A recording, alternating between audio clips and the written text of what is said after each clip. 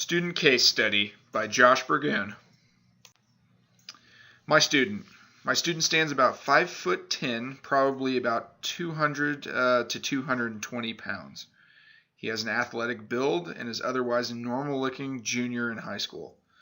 He typically looks disheveled, both with unbrushed hair and untucked shirts. My student is usually on the quiet side unless he's asked or engaged in a topic that he really enjoys. My student's school background. My student attends Bishop Ward High School in Kansas City, Kansas, but he goes to Wyandotte High School in Kansas City, Kansas in the mornings 5 days a week to receive special education services. He has been attending both schools since his freshman year of high school. His strengths. My student shows a very good social aptitude in both his special ed classes as well as his classes at Bishop Ward. He has a fairly large group of friends and appears to fit in and socialize well with them. His weaknesses.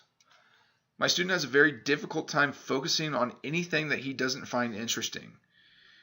It is usually very quickly that he decides if something is interesting or not. If he isn't intrigued by the subject, then he will typically do anything but focus on the task at hand. Even when he knows that he has to get something done, he has trouble focusing on it and this has hindered his academic abilities. His behaviors. The student struggles to stay on task with the class. He uses his technology, his Chromebook or his phone, to look at something that interests him more than what's going on in the class. This causes him to fall behind.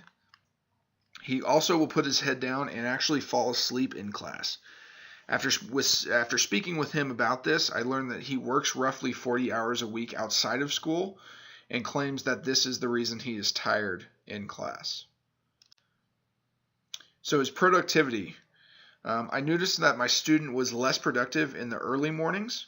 It seemed like his productivity peaked towards the middle of the day and then declined towards the end of the day.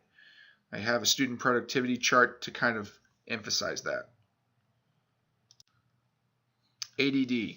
So speaking with my host teacher and working with the student at Bishop Ward, I learned that this student suffers from a severe case of ADD. He does take medications for this, but still struggles to maintain focus in the classroom. Conclusion. I think that this exercise has been very beneficial for both me and the student. As I stated before, I have the student in one of my classes, so being able to observe him in a multitude of settings is very beneficial.